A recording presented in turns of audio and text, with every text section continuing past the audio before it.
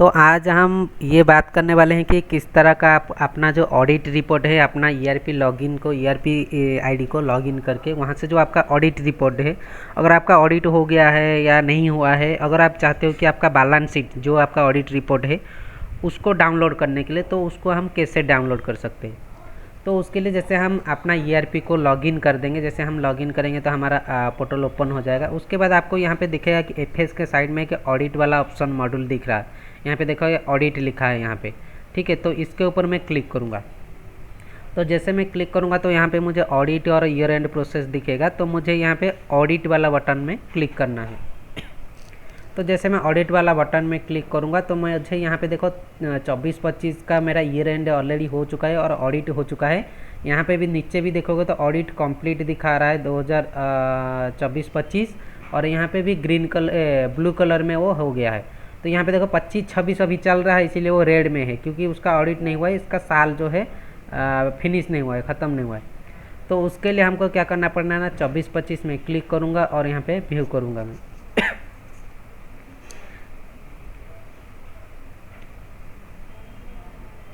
जैसे मैं व्यू करूँगा तो 24-25 में क्लिक करूँगा तो यहाँ पे अभी थोड़ा सा टाइम लेगा, क्योंकि वो थोड़ा स्लो चलता है, ये पोर्टल अप बटन जो है थोड़ा स्लो खुलता है।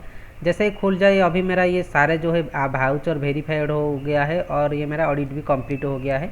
मुझे अभी यहाँ से मेरा ऑडिट रिपोर्ट और ट्रायल बैलेंस शीट सब डाउनलोड करना है। तो मैं यहाँ पे क्या करूँगा ना, नेक्स्ट पे क्लिक करूँगा। ये लायबिलिटी साइड का, लायबिलिटी साइड में जितना भी हेड है वो सारे हेड यहाँ पे दिखेगा। आप चाहो तो इसको भी अगर प्रिंट निकालना चाहो तो एक एक करके क्लिक करके आपको डाउनलोड करना पड़ेगा। तो अभी ये मुझे ज़रूरत नहीं है, इसीलिए मैं इसको इग्नोर करता हूँ और नेक्स्ट में जाता हूँ। ये इनकम वाला हेड है, ये मेरा जो भी सेल्स वाला डीएपी पोटाश जो फर्टिलाइज़र बेचता हूँ उसका है, और ये मेरा एसेट का है। तो अगर एसेट का भी जितना हेड है वो सारे यहाँ पे दिखता है। तो मैं जाऊँगा एक्सपेंडिचर में, परचेस में फिर आएगा, उसके बाद प्रोविज़न में, उसके बाद आता है डे एंड में। अगर मैं डे एंड में आता हूँ तो यहाँ पे देखो बिफोर डे एंड रिपोर्ट ये है और मॉड्यूल रिपोर्ट ये है। अगर मैं यहाँ से डाउनलोड करना चाहूँ तो मुझे सारे मेरा मिल जाएगा। यहाँ पे देखो आपका फाइनल ऑडिट रिपोर्ट और यहाँ पे ऑडिट सर्टिफिकेट। अगर मुझे ऑडिट सर्टिफिकेट चाहिए तो मैं यहाँ पे ऑडिट सर्टिफिकेट में क्लिक करूँगा। जैसे ही क्लिक करूँगा कि कौन सा साल का ऑडिट सर्टिफिकेट चाहिए मुझे, उसको मैं यहाँ पे उस साल को यहाँ पे सिलेक्ट करूँगा। जैसे कि 31 मार्च 2025, क्योंकि मुझे 24-25 का चाहिए। तो 24-25 का लास्ट फाइनेंशियल ईयर डेट कौन सा है, 31/3/2025, और यहाँ पे मैं प्रिंट करूँगा।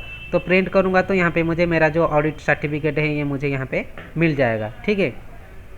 तो उसी तरह अगर मुझे और ऑडिट सर्टिफिकेट के बाद अगर मुझे चाहिए कि मेरा ओपनिंग ट्रायल बैलेंस था, यहाँ पे ओपनिंग ट्रायल बैलेंस में क्लिक करूँगा मैं, और यहाँ पे मैं ओपनिंग ट्रायल बैलेंस सिलेक्ट करूँगा और यहाँ पे व्यू करूँगा। तो मेरे को क्या होगा ना, मेरा जो ओपनिंग ट्रायल बैलेंस है वो यहाँ पे मुझे दिख जाएगा। तो इसी तरह का मैं जितना भी ऑप्शन है, जितना मॉड्यूल है, यहाँ पे मैं सभी को डाउनलोड कराऊँ। जैसे कि मैं स्टॉक रजिस्टर भी डाउनलोड करूँगा, क्योंकि अगर मुझे बैलेंस शीट बनाना है तो मुझे स्टॉक रजिस्टर भी चाहिए। इसको मैं कर लूँगा 2024 और ये डेट रहेगा 31 मार्च 2025, और मैं यहाँ पे व्यू कर दूंगा। तो ये मेरा स्टॉक रजिस्टर आ जाएगा। यहाँ पे जितना क्लोजिंग स्टॉक में मुझे दिख रहा है वो मेरा पिछले साल का क्लोजिंग है।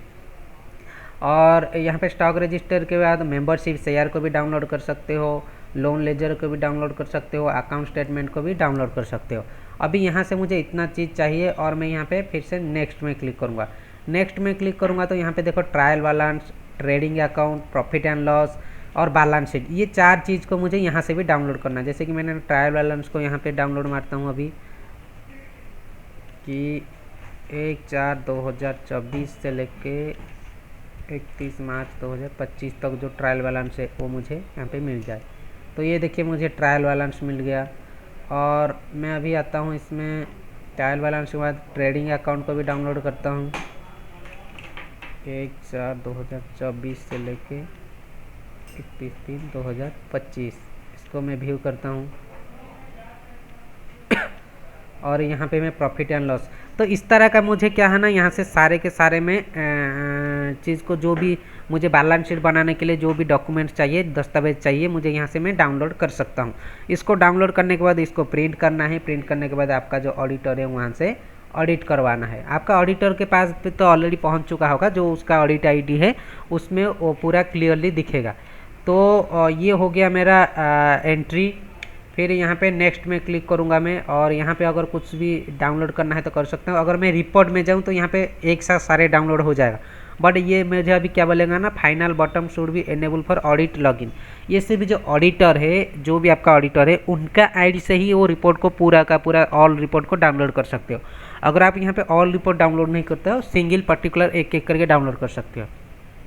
अगर आप चाहते हो कि ये वाला हम ऑडिट वाला ऑप्शन में ना आए, तो आप एफएस में जा सकते हो। जैसे एफएस में जाओगे तो आपको यहाँ पे ये दिखेगा, तो यहाँ पे कोने में देखो रिपोर्ट में क्लिक करोगे तो यहाँ से भी आपको चाहो तो आप opening trial balance, trading before date, profit and loss, balance sheet, ये सारे चीज़ को आप यहाँ से इससे भी डाउनलोड कर सकते हो। बट बेटर रहेगा कि आप ऑडिट वाला मॉड्यूल से जाके वहाँ से डाउनलोड करो, क्योंकि वो फाइनल रिपोर्ट रहता है और जो भी वहाँ पे दिखता है वही अमाउंट आपका अगले साल रिफ्लेक्ट होता है। तो इस तरह का हम अपना ऑडिट सर्टिफिकेट और ऑडिट रिपोर्ट को डाउनलोड कर सकते हैं। अगर वीडियो आपको अच्छा लगे तो लाइक शेयर और सब्सक्राइब कीजिए। Thank you.